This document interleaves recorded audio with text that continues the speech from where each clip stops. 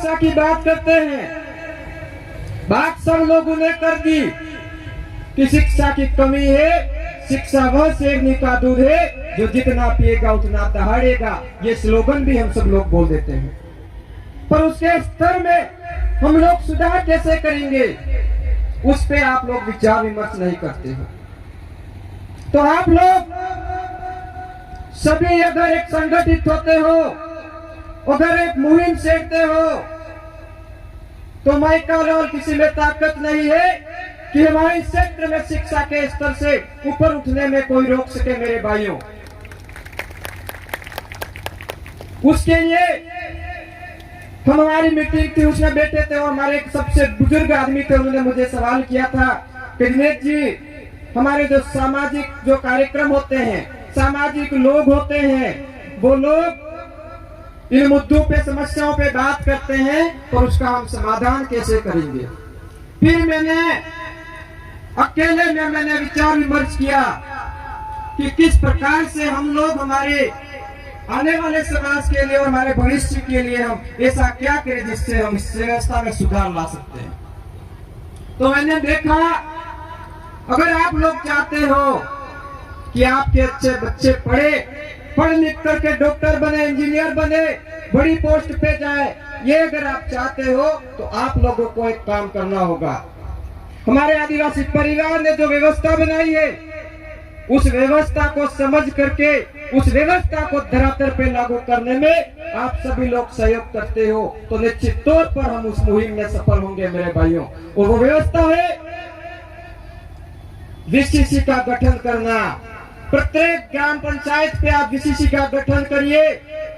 अगर आप वीसीसी का गठन करते हो, भले आप 10 आदमी क्यों नहीं हो, अगर आप 10 आदमी भी एक ग्राम पंचायत लेवल पे अगर मुहिम छेड़ते हो, काम करते हो, उस वीसीसी का काम क्या होगा, प्रत्येक माह में विद्यालय में जाएंगे, वहां पे निरीक्षण करेंगे कि कौन ऐसे बच्चे हैं, ऐसे कौन बालक है जो स्कूल में बीड़ी पीते हैं, कौन ऐसे बच्चे हैं जो रोड पे बोतल फोड़ते हैं, लड़की को छेड़ते हैं, कौन ऐसे बच्चे हैं जो बच्चे अध्यापक के सामने बोल रहे हैं, अनुशासन बिगाड़ रहे हैं।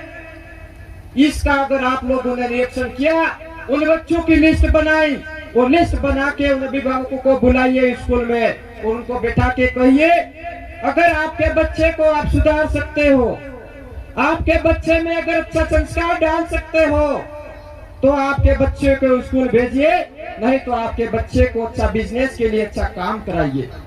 हम लोग हमारे सारे बच्चों का भविष्य नहीं खराब कर सकते। ये मुहिम आप लोगों को छेड़नी होगी।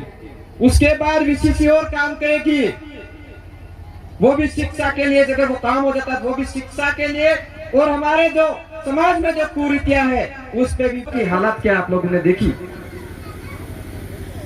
ये जो फलासिया से मादरी का रूट है, उस रूट पे किस प्रकार से हमारे लोग कोई बीमार हो जाता है, कहीं अर्जेंट में जाना होता है, कितनी समस्याओं का सामना करना पड़ता है। अगर मुझे वहां बुलाते हैं, मैं भी 10 बार सोचता हूँ कि मुझे मादरी जाना है, जामुन मांदा जाना है, मैं कैसे जाऊंगा, किस खड्डे से गाड़ी को टालूंगा। इतनी भयंकर समस्या है सड़कों की। वहां पे एक जनप्रतिनिधि है, मैं नाम नहीं लेना चाहूंगा, और वो लहानी सटा ऐसे कोई गाठी है वहां पे बाइक से उतर करके वो पैदल चढ़ते हैं, वो भी बीजेपी के दिग्गज नेता है और अभी वर्तमान पे पद पे है। तो क्या ये केंद्र से राज्य में हर जगह पे बीजेपी की सरकार है।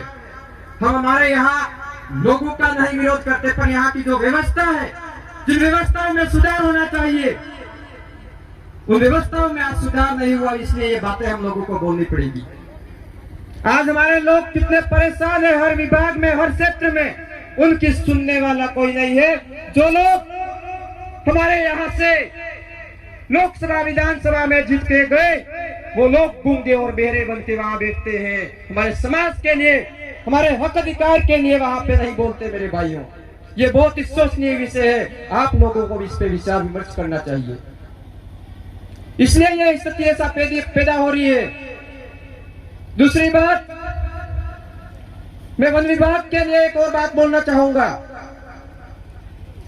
हमारे इस इलाके में जितने भी वन विभाग है, वन विभाग में जितने भी जो कर्मचारी है, आज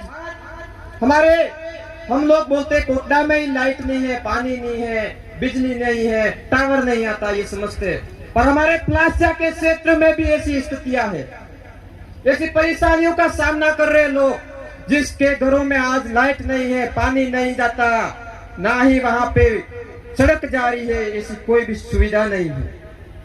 आप लोग जानते हो गए, हमारे उपली सिगरी और निचली सिगरी के सेंटर में जो वलदरी का जो इलाका पूरा गांव है, वहां पे मैं वहां पे जाके आया हूँ।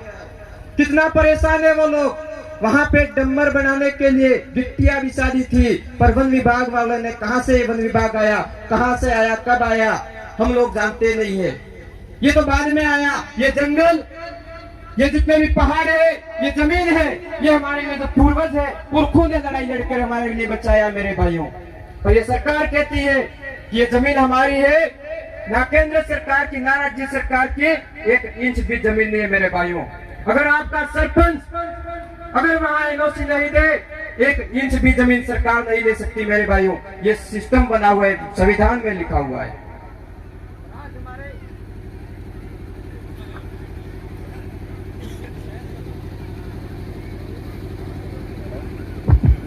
पर आज हमारे लिए, हमारे लोगों के लिए बोलने वाला कोई नहीं है मेरे साथियों। इसलिए हम लोगों को इसके लिए भी लड़ाई लड़नी होगी, पर संवैधानिक दायरे मेरे के, अनुशासन मेरे के, इस लड़ाई को लड़ना होगा। इसके बाद लास्ट में हमारे इस इलाके की सबसे गंभीर समस्या के लिए आप लोगों को अवगत कराऊंगा। सबसे गंभीर प्रताड़ित करने वाली समस्या है पुलिस प्रशासन के द्वारा। मैं उन तमाम जो हमारे यहाँ साथी, जो कर्मचारी, जो पुलिस विभाग के लगे हुए हैं, उनको भी एक पुलिस चेतावनी देता हूँ इस मंच के माध्यम से कि हमारा जो भोला भाला समाज है, उस समाज को छेड़ने का काम मत करिए आप। अगर जिस दिन ये समाज सड़कों पे आ गया, आपके विरोध में आ गया, तो कहीं ना कहीं बहुत बड़ी समस्या उत्पन्न हो जाएगी, बहुत बड़ा आंदोलन करने के लिए लोग मजबूर हो जाएंगे। मैं जब भी देखता हूँ, मुझे पुलिस प्रशासन के बहुत सारे साथी सहयोग भी करते, नहीं करते ऐसी बात नहीं है।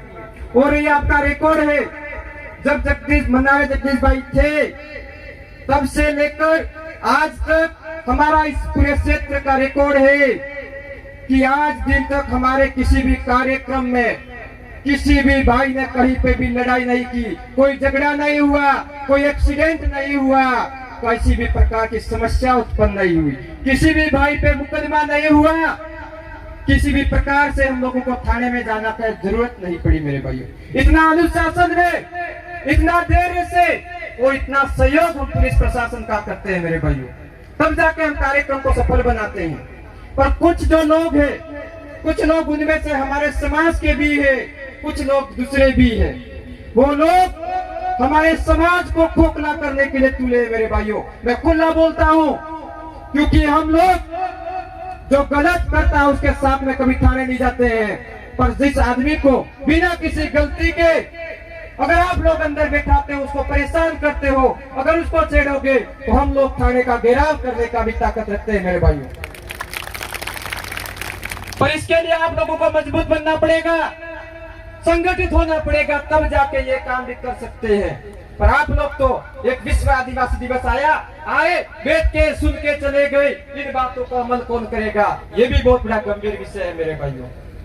इसलिए ये बात पुलिस प्रशासन में जितने भी हमारे इस इलाके में कर्मचारी, उनसे सुन लो, क्योंकि मेरे सामने ये समस्या आती है, लोग आके रोते हैं मेरे सामने कि जब कोई पीड़ित परिवार जिसके साथ में गलत हुआ है, जिसको मारा गया है, वो पीड़ित भी अगर एप्लीकेशन लेके जाता है, मुकदमा कराने के लिए लेके जाता है, उसके पास में भी 5 से 10 हजार रुपए वसूली की जाती है। ऐसे मामले मेरे पास आते हैं, मुझे दुख होता है कि थाने के बाहर लगा होता है, एक स्लोगन है इनका कि आम जन में विश्वास और अपराधियों में भय, पर जब अपराधी खुलेआम थाने चढ़ता है और एक गरीब आदमी थाने जाने से पहले 10 आदमियों को पूछता है, 10 आदमियों को ढूंढता है कि कौन आदमी मेरे साथ थाने आएगा, कौन आदमी मेरी रिपोर्ट बना के देगा। ऐसी स्थितियां पैदा की हमारे लोगों की, इसलिए ये बातें बोलने पड़ रही है हम लोगों को मेरे भाइयों। इसलिए आप लोग अगर गलत नहीं हो तो आप लोगों से भी बोल रहा हूं, किसी भी प्रकार से किसी भी कर्मचारी को पैसा देने की जरूरत नहीं है। समय लग सकता